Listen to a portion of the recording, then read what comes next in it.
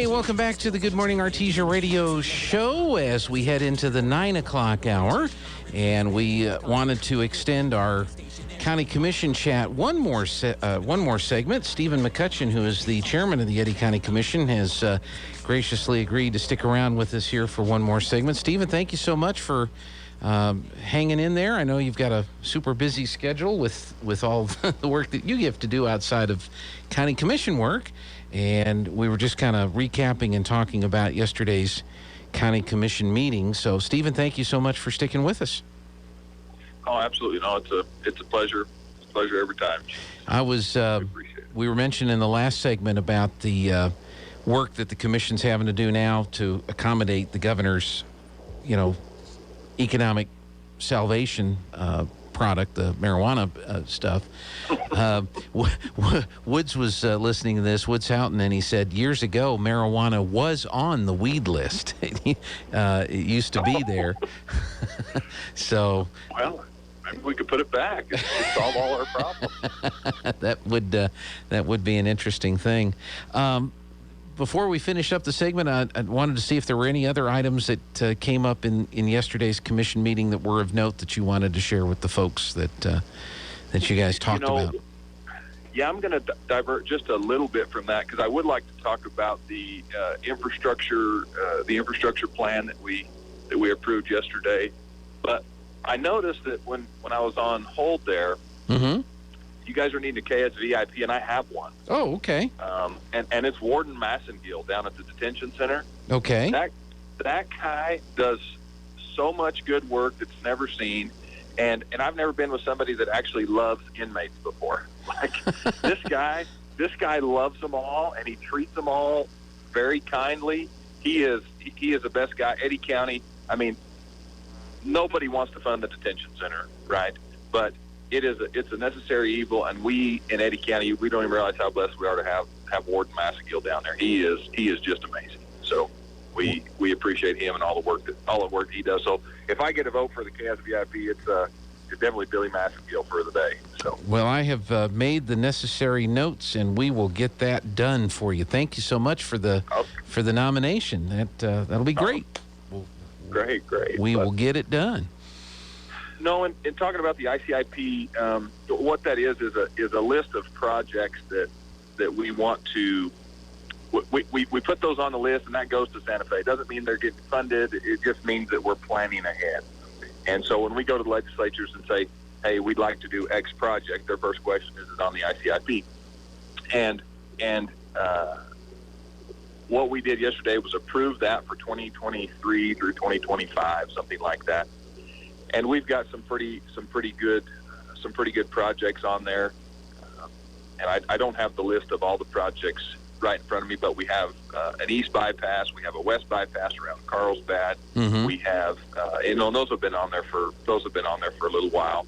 There's a sewer project that the city is in Artesia on Paris Street. It was kind of an odd one. I said, what are we doing there? So apparently we have a couple of islands completely surrounded by Artesia city limits, mm-hmm. that are county property. So they said, well, okay, we're going to look at providing sewer and things like that, try to get some more cesspools and things like that taken care of there. So, but it's really a good round of approvals there. We've got a river crossing down there for an extra little spot on the bypass, on the east bypass around Carlsbad. That was on there.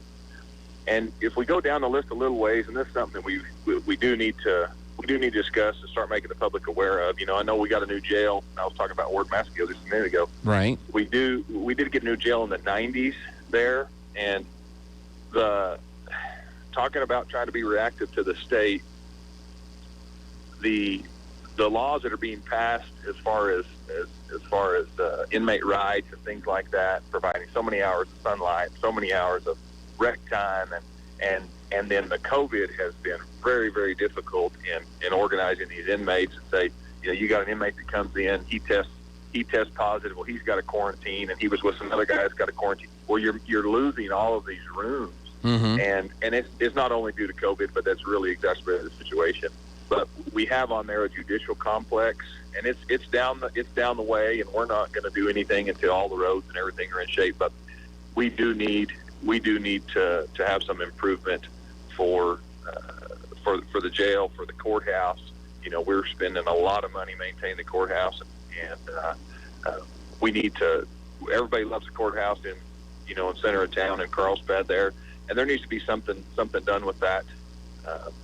Something done with that edifice. We don't want to tear it down or anything like that. That's not what we're doing. But we do have that judicial complex on there because we need to be able to fit the judges and stop spending so dang much money on maintaining that courthouse. I think we're spending somewhere around $700 to $1 million a year just in maintenance in the old courthouse. Mm-hmm. And so in the next 5 or 6 years, kind of looking long term and planning ahead, we will need to do some sort of a judicial complex to help mitigate the risks that we have at detention, because we've got some great exposure there, and are doing our best to meet those inmate rights and meet the qualifications the state gives us. And with our current facility, like I said, Warden Massey's done a great job, but it's just almost impossible. It's almost impossible to meet all that. So we're looking down the road and trying to plan ahead. We don't want anybody to be scared when we start talking about that. But there's been a lot of internal discussions on what do we do about that, and how do we mitigate the liability that we have there.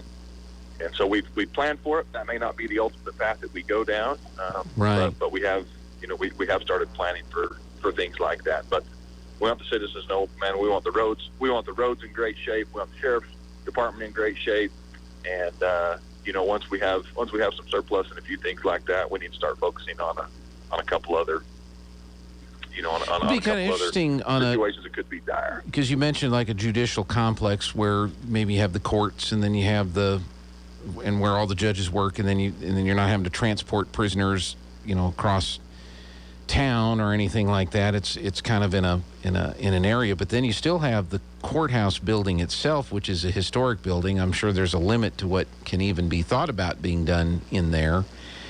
And there's still going to be maintenance costs for that facility, even if it's no longer used as an actual courthouse on a daily basis. So I'm sure that has to be worked into your thoughts. I could see it being a really beautiful county commission chambers meeting room with all the people coming in to meet, and then maybe a museum. But who knows?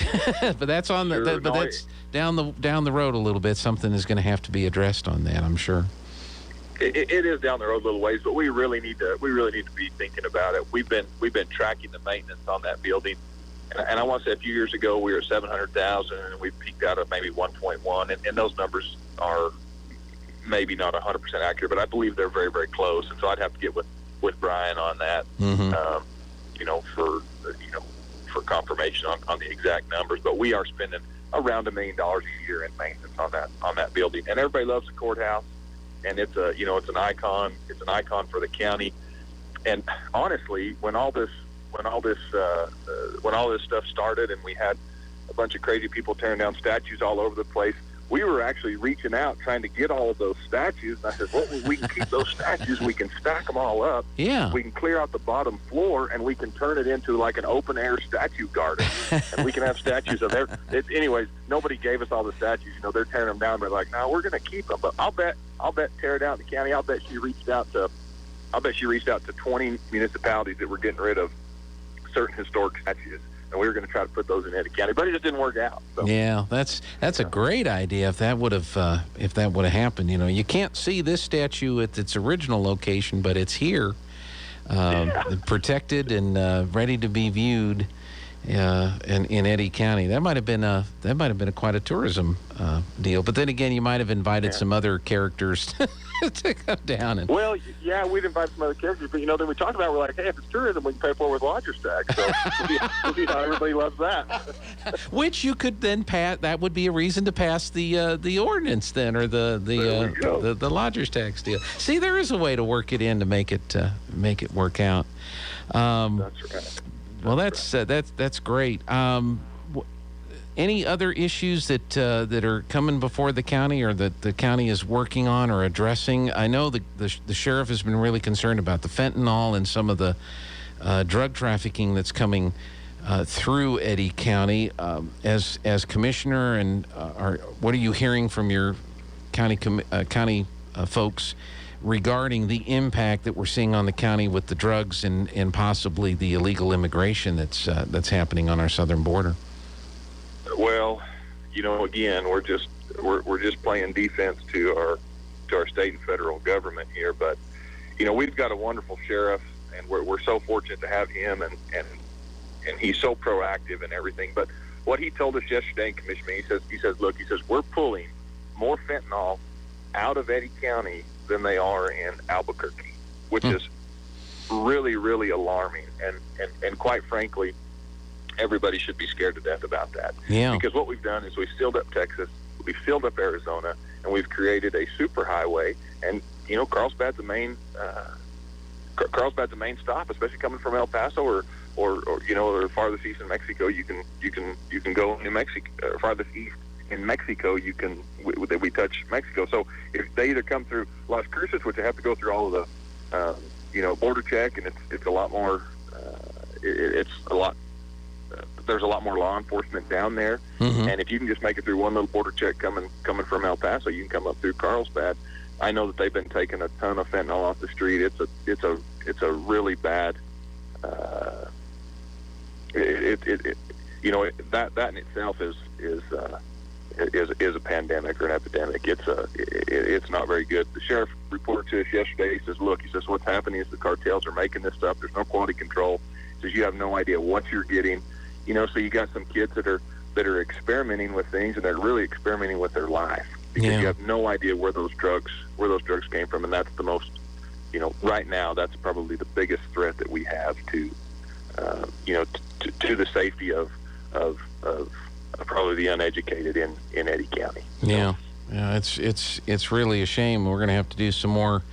Any support we can give to the sheriff's department and the law enforcement agencies in Eddy County needs to be continued, and we're going to have to do more education of folks to see what it is and what it looks like and how we can just try to get it out from our youth.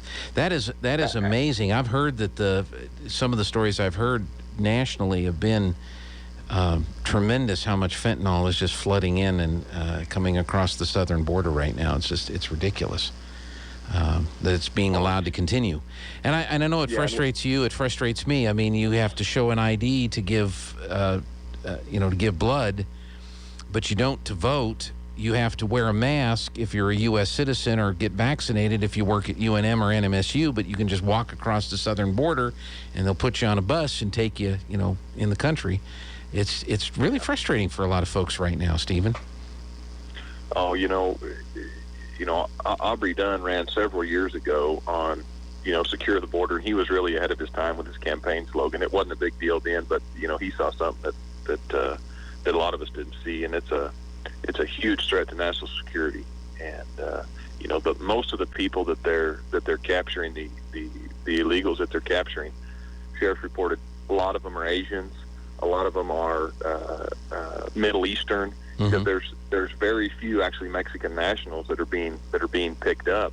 What's happening is the cartels are flooding the border with children to eat up all the resources, and then that just allows a lot of other people to come across that are less than savory characters, and so it's a real problem. We do have a great drug task force, and we appreciate Chevron and Devin and XTO and all these people that are donating to that. I mean, I know that the sheriff got some new equipment the other day, and I can't remember exactly which company it was, but I believe it was Chevron that had donated some equipment. Yes, it was Chevron. He was in a meeting with Chevron, some executives, and they're doing what they can to support the community. And really, we got to come together and try to fight this thing. So we're trying to figure out what to do.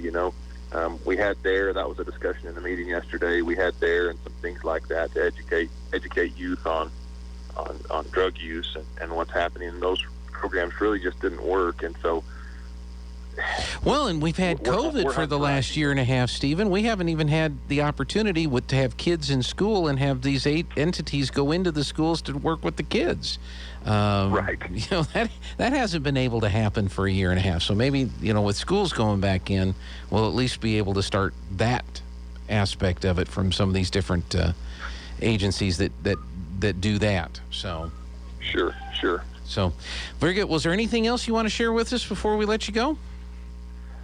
No, shoot, I think everything's going okay. We appreciate all the input that we get from the citizens, and appreciate all the work that the county employees do. You know, we've got a great finance director, we got a great road department, we've got great maintenance. I mean, you know, like I said, great jail. Everything just runs good. We've got good clerk, we've got, you know, good treasurer. Everything's in pretty good hands. But we always appreciate the input and hope that we're doing a good job. And if we're not, please reach out to us and let us know. All right, Stephen Mccutcheon, thank you so much for your time. We really do appreciate it, and we'll talk with you again real soon. Yes, sir. Thank you. Appreciate you. Thank you. And we will take a quick break right now, get Steve-O in here, tell us what kind of weather forecast we're going to be dealing with over the next day or so. Steve?